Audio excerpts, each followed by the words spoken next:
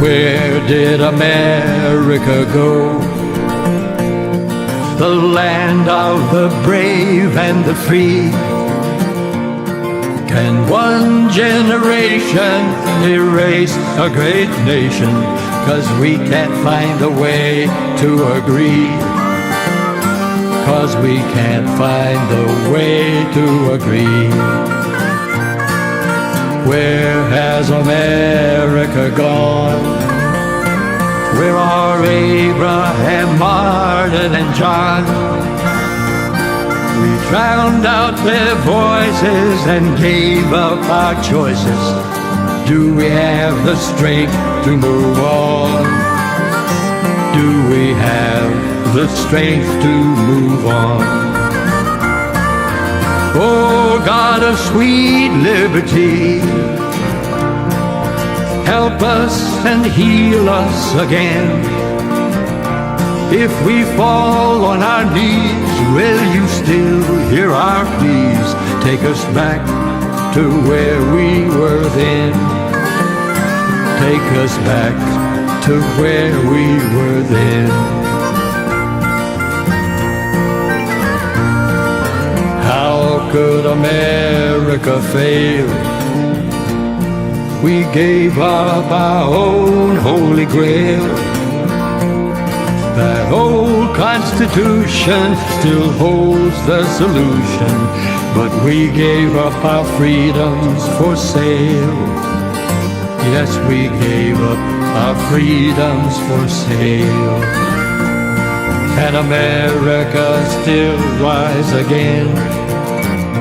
Find our way back to where we were then. Yes, that old family Bible still holds our survival. It spells out the way we can win. Yes, it spells out the way we can win. Oh, God of sweet liberty, please help us and heal us again. If we fall on our knees, will you still hear our pleas? Take us back to where we were then. Oh, take us back to where we were then. America, where did you go?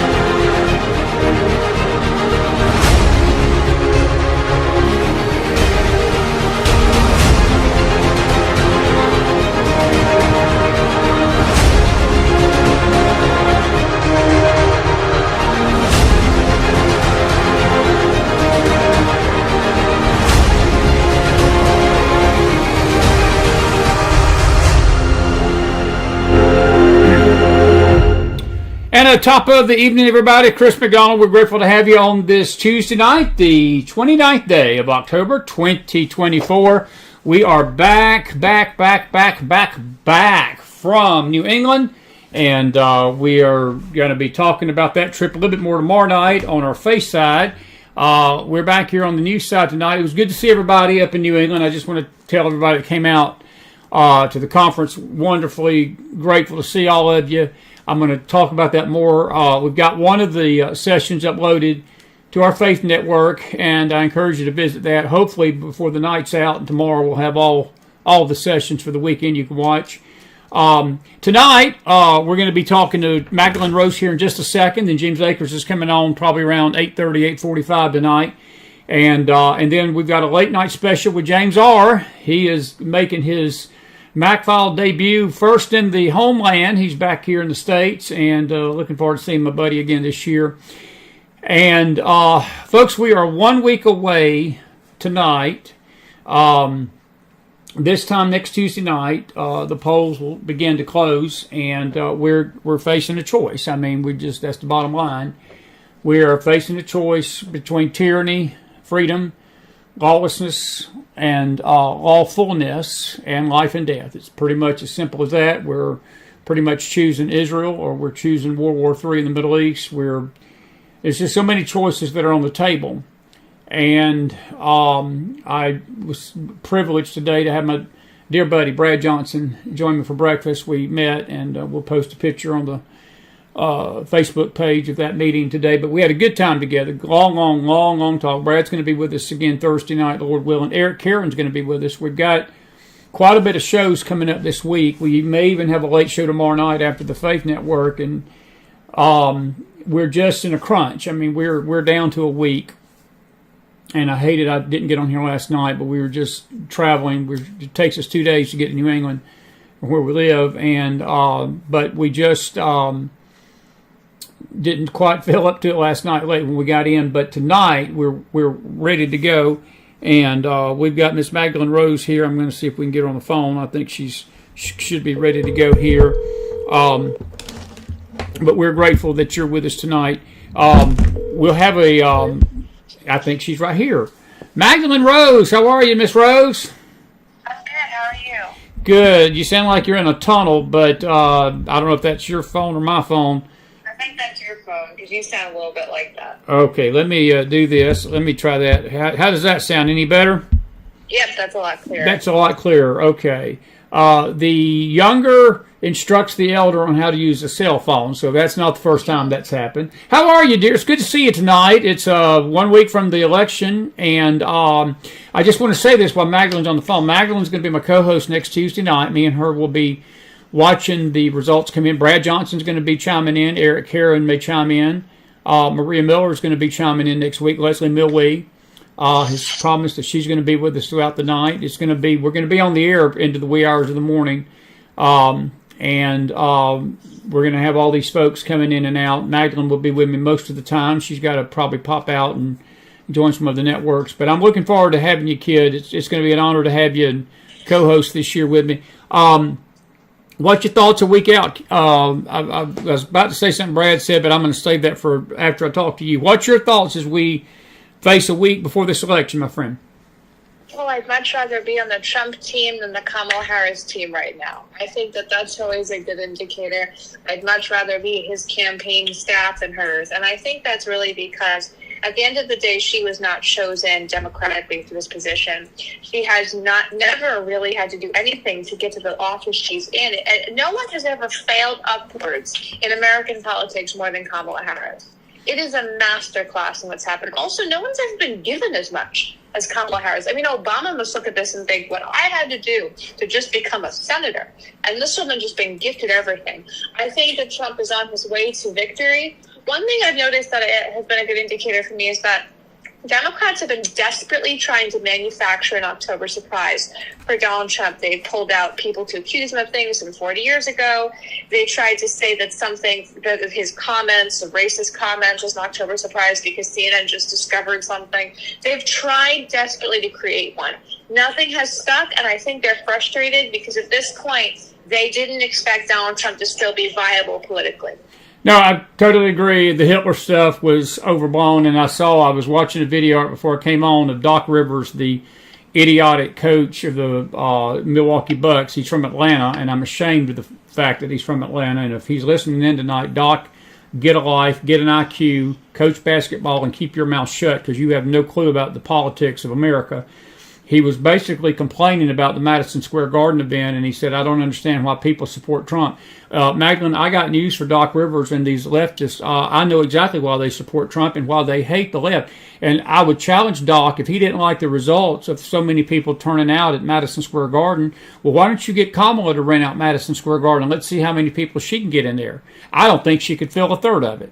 Hell, she can't even get people. There was supposed to be all this outrage about this Puerto Rican joke that was made in Madison Square Garden today. Two showed up at a protest in support of Kamala outside the garden today to protest the Puerto Ricans' faux pas outrage about it, which is a crock of crap. And but I'm telling Doc and all these sports celebrities and all these celebrities, we don't care what you think. I just want him to know that you would be better off to coach your sorry blank basketball team, go to the nothing but blank hole league, stay yourself over there. Let us adults handle the things in America because you don't have a clue. What's your thoughts on all these celebrities trying to convince us out here in the real world that Trump's the devil?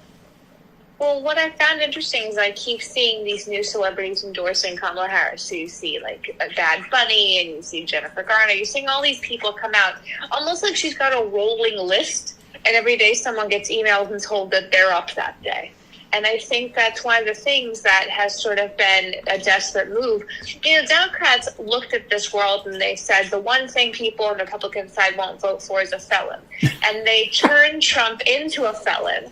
And they're surprised that people don't care. But people don't care because he didn't hurt anyone. He didn't commit massive financial crimes. He didn't do anything vicious. He's not even someone who's committed white-collar crimes. He's simply been unfairly prosecuted and has had people go after him. So he's been inoculated against so much. And at this point, I think the despotism that they've shown to have Kamala Harris push with her surrogates that, you know, Trump is racist towards Puerto Ricans. Come on. I mean, we're a week out from the election. Donald Trump is not racist towards Puerto Ricans, but they're grasping at straws. And I think Kamala Harris in particular has really become a weak political figure. Well, she was asked again tonight. I don't know who the figure was. It may have been a PBS interview. Black lady, and basically confronted her again, just like Anderson Cooper did, about the last 4 years. And she was telling her that the groceries are outrageous. The auto workers are, these unions are revolting against her. Wages are down. Cost of living is skyrocketing. Wasted money going to Ukraine. Borders wide open. Violence is absolutely at an all-time high. Corruption's at an all-time high. There's no morale in the country. The country cannot stand government. And she looked at Kamala Harris tonight and said, some people say that you had a hand in this. What? And you're saying now that you're wanting to fix something that you started. And her comment was absolutely, I do not know who her advisor is. I don't know who these people are that are telling her this is working for her. She used the exact same term, Magdalene, as she used in the interview that really, you know, caught people on the fact that she's got nothing in that brain of hers. She says, I came from the middle class. She started the statement with not an answer, but, well, I came from the middle class. Well, what does that have to do with the country sucking eggs for the last 4 years and sucking as bad as this ever sucked before? I'm just curious. But these people, but go ahead and say what you're going to say about that, because I got something to add to that. Go ahead. Well, the point is that there's nothing she can say to defend herself. No. She might be from the middle class. Great. So are millions of Americans. They're not responsible for the disaster show that's been rampaging this country the last 4 years. We've had 3 major foreign policy disasters, and the Secretary of State has not even resigned. What kind of leadership is that? And I think this speaks to a bigger problem. In politics, the vice president's group is sort of the JV squad. They're learning, they're great, they're competent, but they're not ready for prime time. That's why they work for the vice president.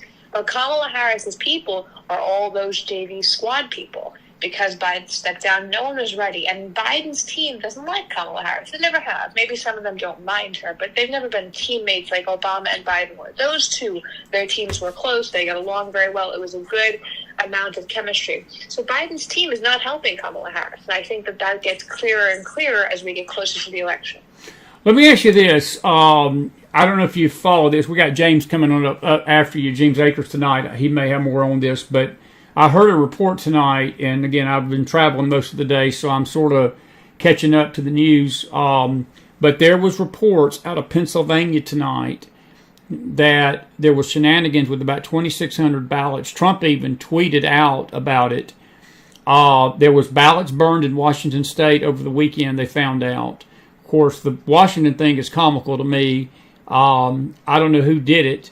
It seemed like a leftist was thinking that they were hurting Trump. Look, tell you what, Magdalene Rose, if Washington State goes red in this election, all I can tell you in this world, you had better start packing your bags because Jesus is coming and he's at the door. Okay, that's all I got to say. Armageddon is on the way.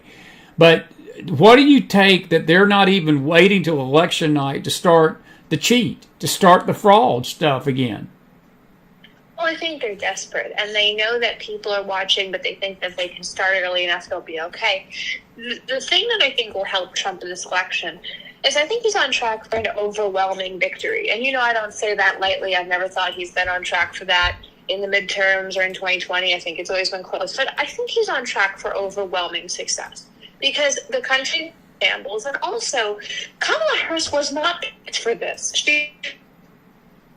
Ridiculous. It's a coup. It's nonsense. And there's an interview Gavin Newsom did a couple of months ago where he was on some show and they were talking and he said, yes, the whole process has been very transparent. And he sort of smirked. So when Gavin Newsom knows that it's nonsense, that it's completely rigged, you have a problem. And in general, Kamala Harris cannot secure the loyalty of Democrats en masse. She can pretend she can say that they are unified, but they're not. At the end of the day, if tomorrow Kamala Harris is found out to be a horrible racist in some way that offends Democrats, people would leave her. If they found out Trump said nasty things, people would leave him. Right. He has real loyalty. So at this point, I think that she's in a position to lose. And I'll tell you, that Tim Walz guy she chose as vice president, I can't think of a worse thing that someone's done when picking a VP in recent history. But I got to ask you a question, and I'm not playing devil's advocate because I don't disagree with the thing you've said, but this is the $1 million question, and this is what Brad Johnson said to me today at the table. Because Brad basically said exactly what you said, all those things, and we both agreed at the table today that we have to win in big margins. He lives in the greater D.C. area. There's Virginia is in play. And he told me, he said, don't take this lightly. He said internal polling, from what he's hearing, because Brad's got his ear down to the Beltway, he said that Virginia is actually in play. And it's so much in play that Trump has started investing the last few days of the campaign in some money there to actually, because they think that they may be able to pull that out of the blue column. In Magdalene, if they do, game over. Because I'm telling you, that means he won't need all three of Michigan, Pennsylvania, Wisconsin to win. Do you think there are going to be surprises, not so much an October surprise, but a November 5th surprise in any of these states going red? And do you think the margins are going to be high enough? Because to me, that's the only thing that keeps him from doing what Brad was concerned about. His only concern is voter integrity and election integrity. He said if we have a straight-up election, Trump, as you just said, is going to win going away. I think that there's definitely a chance that we could flip Virginia. And even more than that, I think Nevada is really in play. And what's interesting to me is that no one talks about Nevada. Nevada in 2022, that disastrous midterm night that you and I covered, yes, there was a massive win in Nevada. Republicans won the governor's mansion in Nevada. Law enforcement man worked very hard to win that, sort of stayed in his own lane.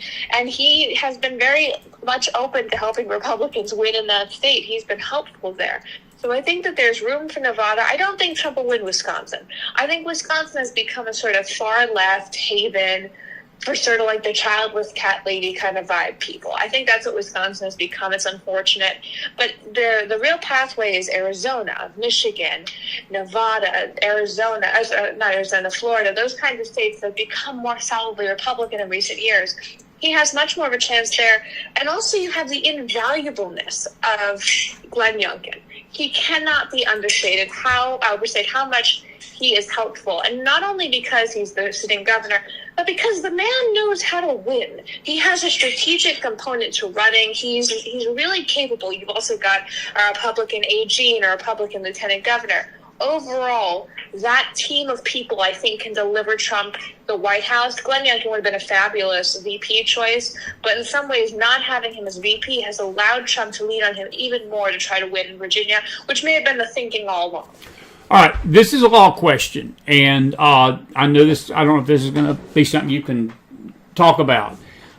Two big things, one bad, one good. The Supreme Court, the Nevada Supreme Court, tonight rejected a voter integrity law. They're basically saying that any ballots that are not in by election night can be counted up to 5 days. and they felt like the Republicans did not prove their case that this would lead to fraud, which I think is a joke. Well, the Virginia courts did the same thing to Youngkin, but Youngkin immediately last night appealed that case to the federal Supreme Court. Nevada, I believe, needs to do the same thing. Do you think the Supreme Court is going to come down on the side of voter integrity? And I got a side question to this. They dealt a blow tonight to voters in Michigan and Wisconsin because now RFK Jr. has got to stay on the ballot there. And Magdalene, human nature, there's going to be some people that hate Trump, and they may hate Kamala too, but they're going to throw their vote away on RFK when he was trying to get his name off that ballot because he dropped out of the race. Where do you see these court cases, and does the Supreme Court hold a key to this even before we take a vote next Tuesday night? I think it does, and I think that Trump will have the Supreme Court at his back. And not because they love him so much, not even because he put 3 of them on the bench. It's because Joe Biden's administration has been so unconstitutional in their actions. Everything he tried to do with student loan forgiveness has been rejected. Now, do I think that's partially because Clarence Thomas spends most of his day looking for revenge motions against him, and Kamala Harris perhaps made a huge mistake being the most vicious person to go against Brett Kavanaugh? Yes, I think there's a component of that. But the other part of it is they've not been a constitutional administration in how they've governed when it came to legal action. So I think there's an inclination towards Donald Trump. I also think Trump has superior lawyers, and Republicans always had better lawyers. We were always the side with better litigators, except really during the Obama era, where we started to fall apart a little bit. So I think that there is definitely a favorableness towards Trump in the legal system, especially with court cases. He just has to make sure that they don't look at him and say he's only getting preferential treatment because he handpicked those 3 Supreme Court justices. They've been already saying he handpicked them, so that when he inevitably wins on a constitutional basis, they can say it's only because he picked them. Do you think that in her wildest hallucination that she would even dream of not certifying this election if he wins? Mm-hmm. No, I don't. I think that she will do whatever she's told. The thing about Kamala Harris is she's never actually had to work for anything in politics outside of winning her very early races. The woman was given the presidential nomination. Yeah. It's madness. Like, we've all become a little numb to it because you and I cover politics, but this is insane that she's been given the nomination for president of the United States and can serve a full 8 years if elected twice. That's madness. So I think that she's not somebody who's really inclined towards rocking the boat or anything. She's been given everything she has because she's been sort of like a company person and gone along with everything. Do you think that the Democrats themselves, I'm not talking about the left, but I'm talking about the Democrat machine, do you think they resent her for what this has done? Do you think that there's going to be a Biden effect at all from this? Mm-hmm. Yeah, I think there's a deep level of resentment towards Kamala Harris. And I think that there's a big problem in that she wasn't chosen. And there could be arguments that was she constitutionally chosen as the nominee if she was simply placed in this position. This didn't go to open convention. They say it did because it's a formal process. But no one voted in a primary for this woman. Not with her at the top of the ticket. Joe Biden won the Democratic primary for president. That's a fact. He was constitutionally chosen to be the nominee in 2024, as was he in 2020. Now, do I think that they've obviously pushed people to do what they want? Yes, but still, the people chose him. No one has chosen Kamala Harris.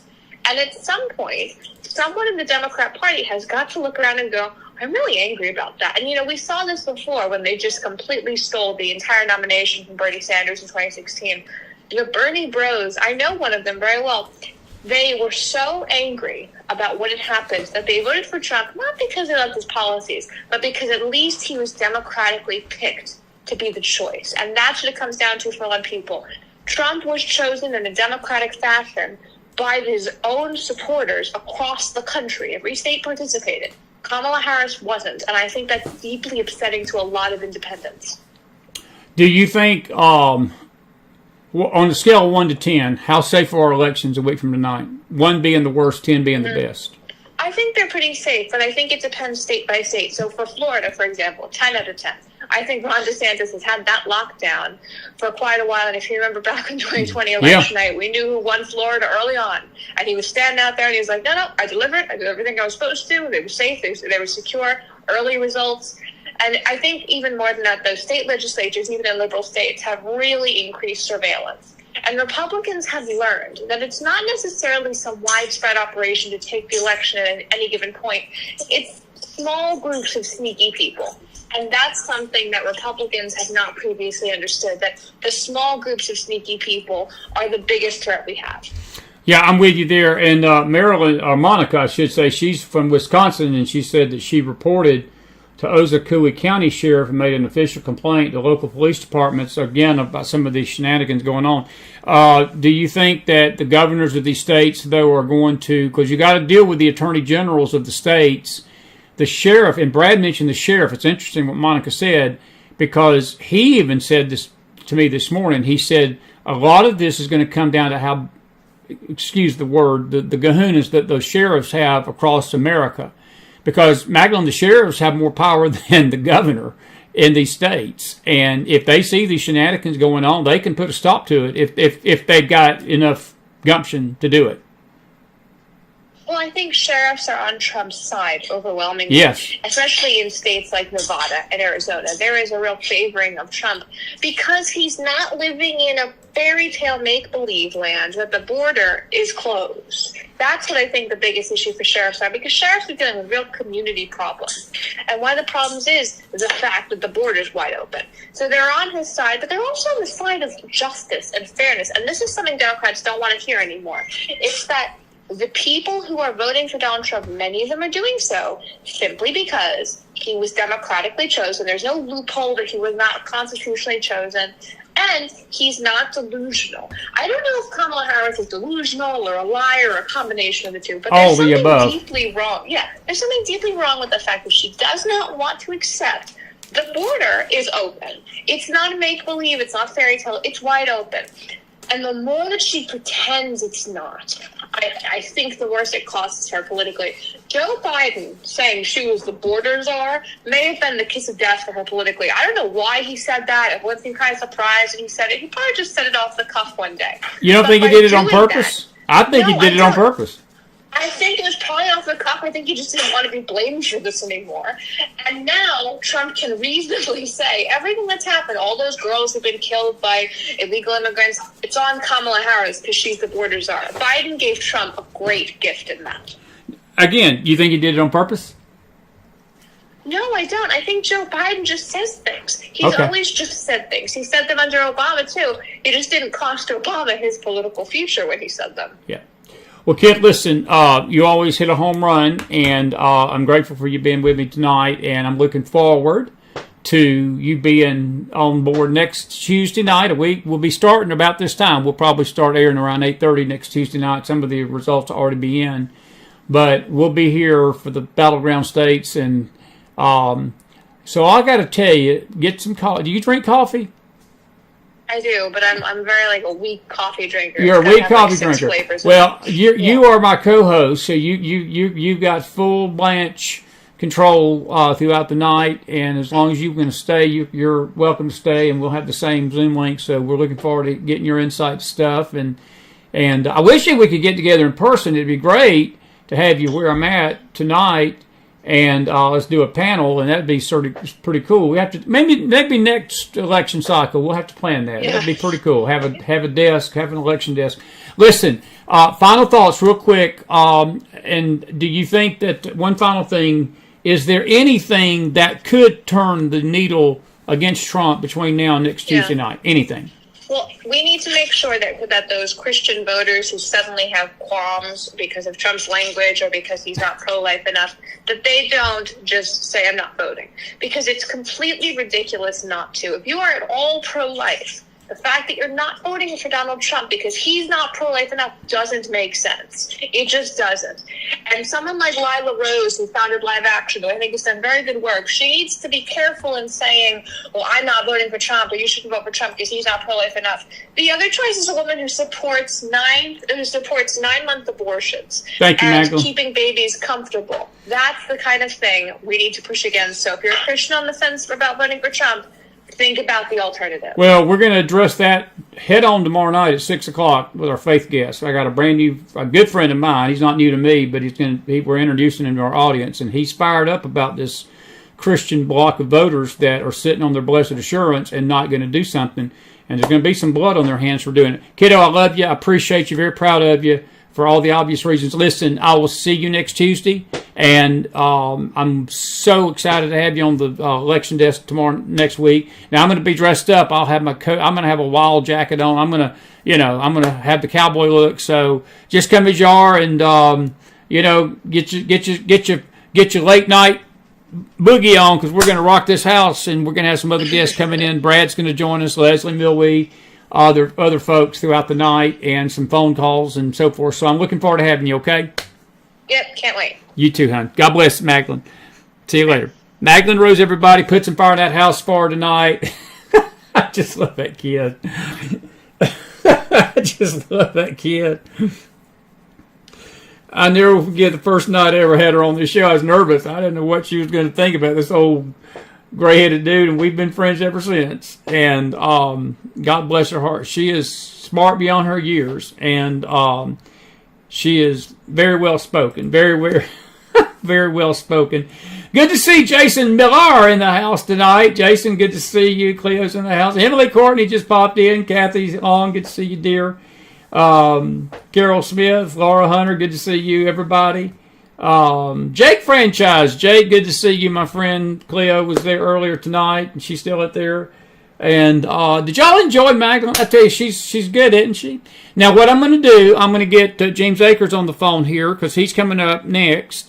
And we're going to get his insight on some of these things, because we've been trying to have Jeemes on once a week, and we'll continue to do so into next year. Jeemes, too, will be chiming in next week. Brad, I was surprised. I wasn't sure he was going to be able to do it next Tuesday night, but he told me tonight. He said, yeah. He said, I'll call in next week and give some insight, and he's going to be looking at the legal things that they're going to maybe try to do with this. But we're going to stay on top of this legal stuff as much as we can. It's really pathetic what the Dems are doing. James R. is going to be chiming in on that tonight. He's my legalese expert when it comes to the law and elections, and I'm sure he's going to be chiming in hard at 11. That'll be that's when the kids go to bed. That's when the kids go to bed. Lord have mercy. Oh, I'll just leave it at that. It's good to see my buddy back, though. I'm glad he's in the States. All right, let me get James on the line here. Jeemes, we've got James. This is Jeemes, my former CIA analysis buddy, and he's about to pop on this phone here. Hello. Hello, Jeemes Akers. How are you, sir? I am doing fine. How are you doing, sir? I'm doing wonderful back in the hills of East Tennessee with the breath of fresh air. The fall air is falling. It's a little warmer down here than it was up north, but still good to be home. Listen, good to have you tonight. We've been trying to get you on weekly, and we wasn't on the air last night at all, so we thought we'd bring you on tonight. It's so good to hear your voice, and I got to tell you this. I had breakfast this morning with the one and only Brad Johnson. And if you hear any rumors that IHOP restaurant has refused to serve us anymore, and we're not welcoming that, that is absolutely fake news, because we did behave ourselves. I just want you to know that. And if your ears were burning, we talked about you a lot. You know, it was all good. It was all good, you know. Now, if me and you talk about Johnson, we have to, I'm not so sure it'd be all good, but with you, it was all good, you know, because you're the saint. You're the saint among the three. I'll just say it like that. Hey, man, it's good to see you tonight. We're a week away. We're a week away from this election. And what's your thoughts as we go into this week? And we're going to talk a little bit about some other things. But what's your feelings tonight, a week out, with Trump and Harris? Well, by all appearances, and I mean, I could be totally wrong on this, but maybe listening to the wrong people and consulting the wrong sources, but by all appearances, it looks like Trump's gaining a bit of momentum. Well, I don't think he's ever not had momentum, James, to be honest with you. Look, the media, anytime a poll right now, I've always looked at polls two ways. Whenever I see a poll where a candidate's way up, I throw that poll out. If I see a poll where the candidate's way down, I'll throw that poll out. We've never had a blowout as far as votes. Now, the Electoral College is a whole different discussion.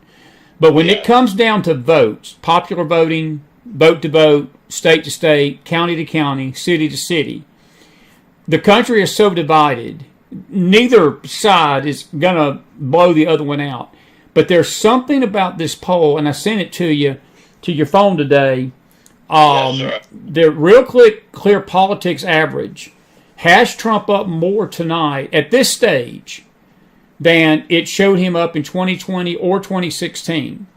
And, of course, one of those elections went good, one of them didn't go so good. But there is a trend that he is surging in the polls tonight, but the bottom line is going to be these states. And do you believe there's a chance that he picks off a state that we're not expecting and bringing a blue state into the red column that could change this thing like beyond anything we've seen? I think there's really a good chance of that. You balance that with your observation. I think is perfectly correct. This country's divided right down the middle, and so I was at Oneida Baptist Institute today, a place where I taught for just a short time, and so I talked to the chapel there, gave a presentation at chapel, and then I appeared in a number of classes, and the last class I was in, it was primarily international students, and I posed the question to them: do we live in a democracy? And I asked them because I was sort of curious as to what young people think about this. And so we went back and forth, and I said, no. I said, we live in a constitutional republic. That's right. I said the founding fathers, in their wisdom, set up the Electoral College because they were looking at the historical example of Rome, in which Rome and two or three other urban areas absolutely controlled the elite leadership, first in the Republic, and then when it phased over into the empire. And I said the founding fathers did not want 3, 4, 10 urban areas in our country absolutely deciding the election and making it useless for anybody else to contend for the highest offices in the land. And I said further, if you look at the 2020 election, it was 10 urban areas that essentially decided the electoral vote. That's right. That's right. The founding fathers did not want that. They did not want a government totally beholden to urban areas that they would have to address and tilt everything toward to get their votes. And that's exactly what the Electoral College accomplishes. And I was talking to somebody else the other day. They said, do you think we ought to do away with the Electoral College? I said, it's doing exactly what the founding fathers intended for it to do, and that is to keep a minimal number of heavily populated urban areas from absolutely controlling all elections. And so at any rate, it looks like there could be I agree with you. There's not going to be a blowout in the popular vote, but there very well could be a very much one-sided election after the electoral is factored into the play. You're in a Midwestern state. I think Ohio's pretty safe. Virginia, I've got a gut, and again, I don't have any insight other than what I was told today at breakfast, that Brad's saying that he's hearing that the internal polling that Trump and them are seeing, internal, and those polls tend to be more accurate than what we hear in this crap press we got, that Virginia, James, is in play. Nevada's in play. Of those two states, which one do you believe he's got the better shot of picking off?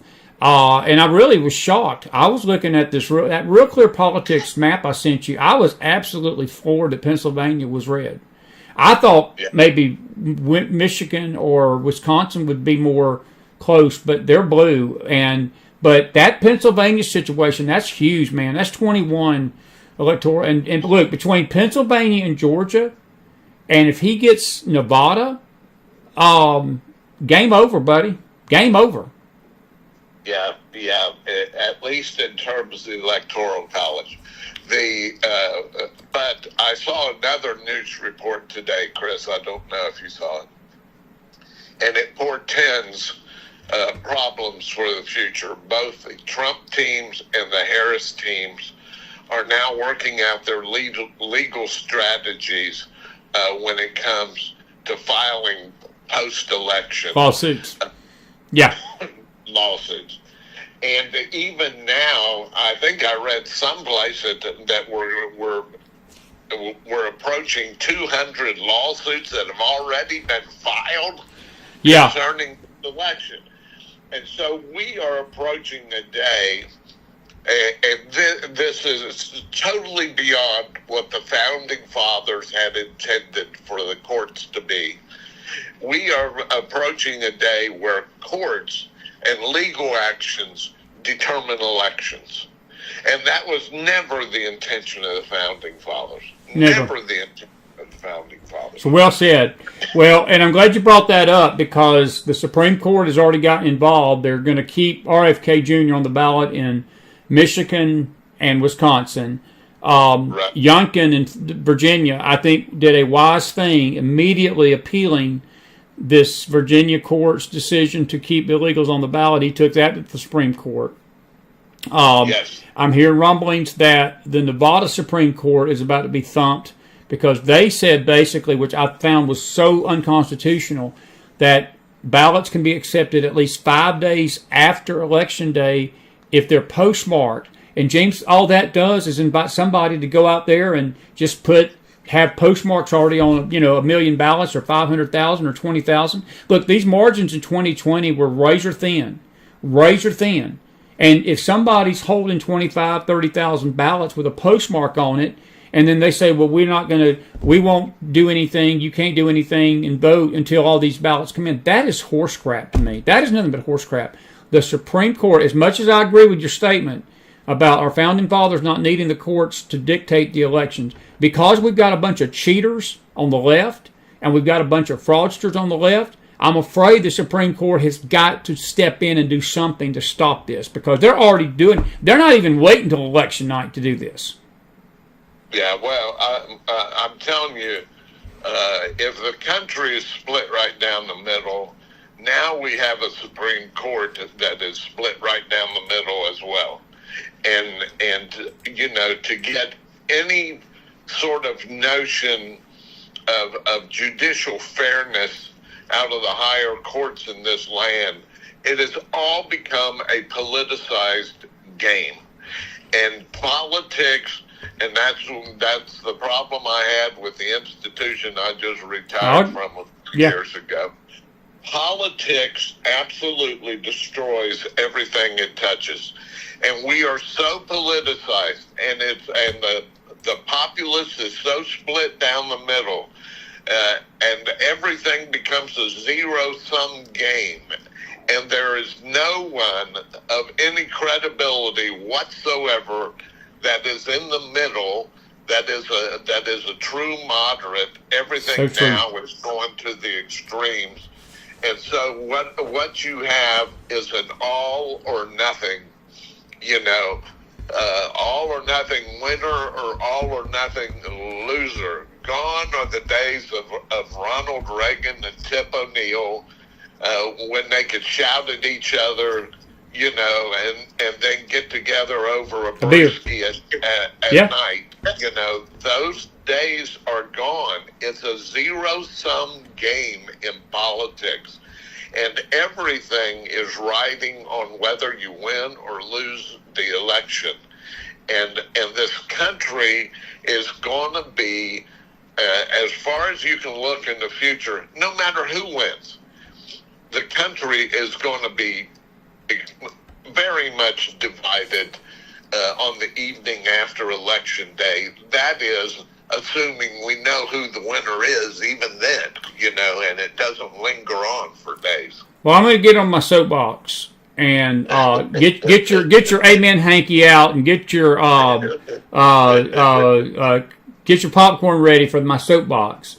If the Christian, and I told Brad this at breakfast this morning, if the Christians and the Republicans, and what I mean by that, these rhino jerks that agree with, if you sit down and corner them and they told you the truth at least, they would agree with about 70% of what Trump believes in, or at least that much, because they don't want the open borders, they don't want corruption in our government. At least they say they don't.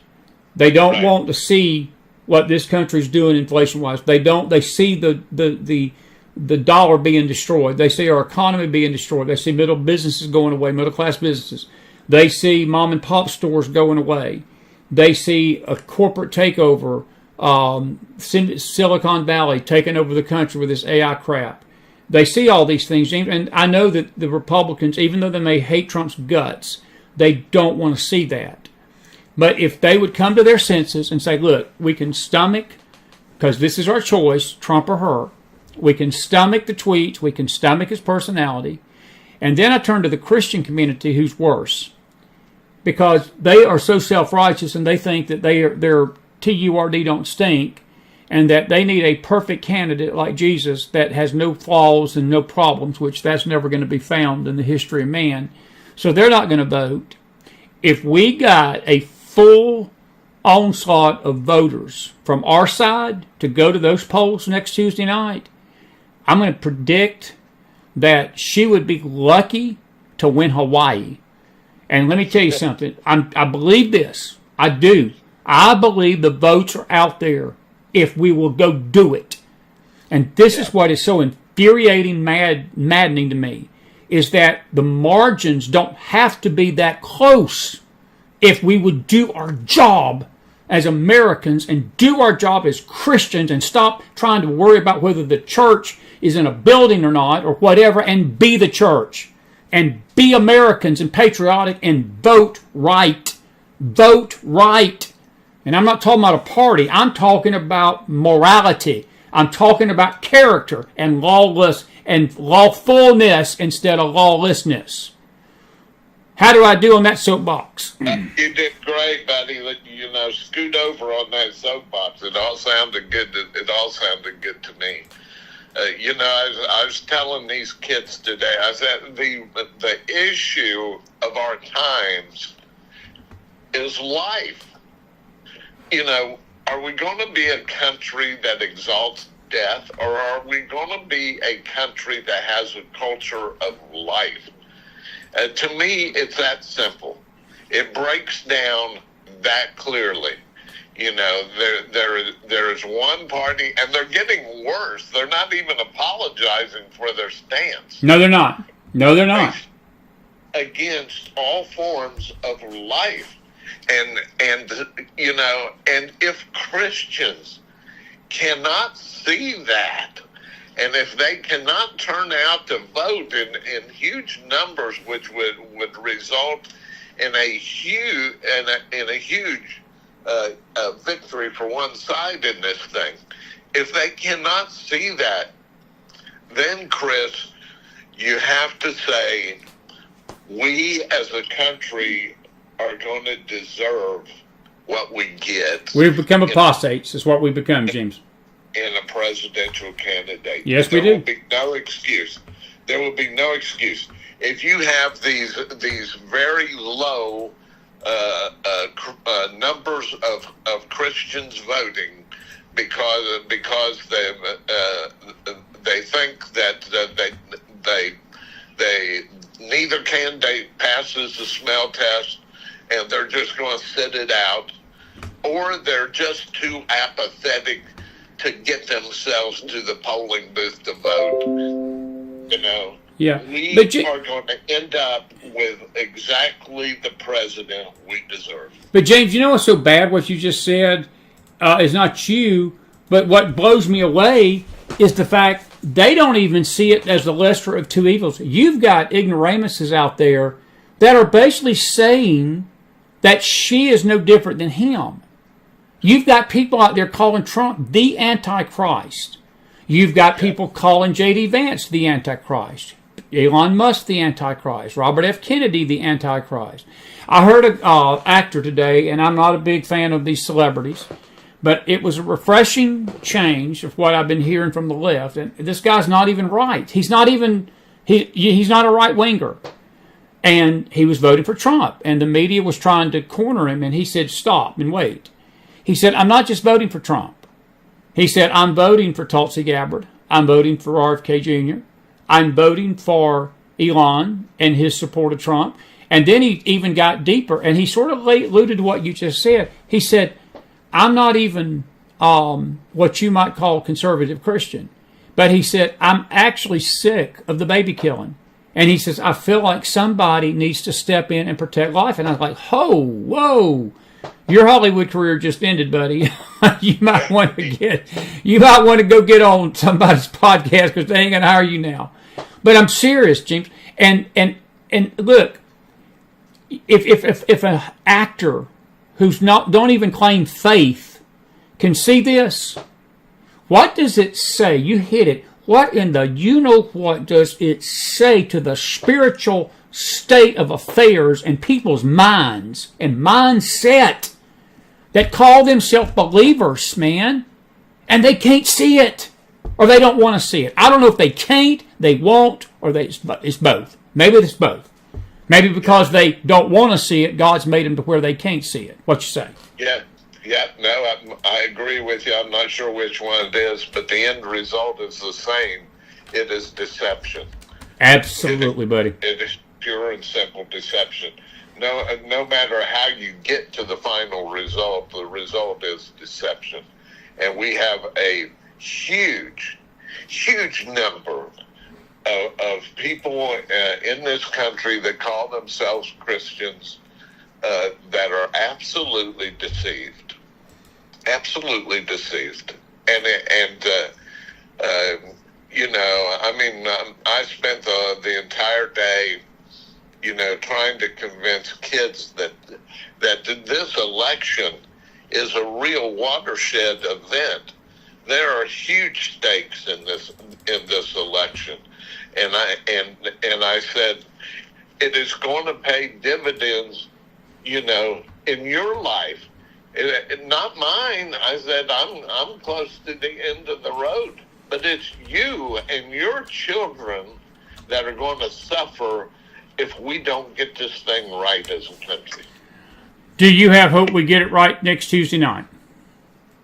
I have hope. Got to have hope.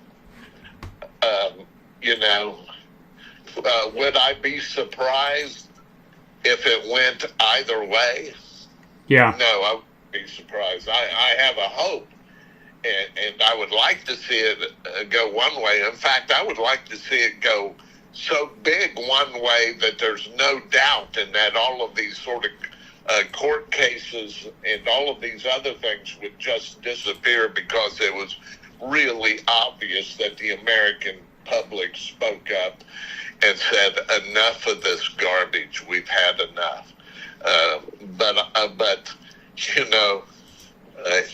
in reality, You have a media that has been drumming the same line, allowing a candidate to escape from being held accountable for anything she believes in this entire election cycle.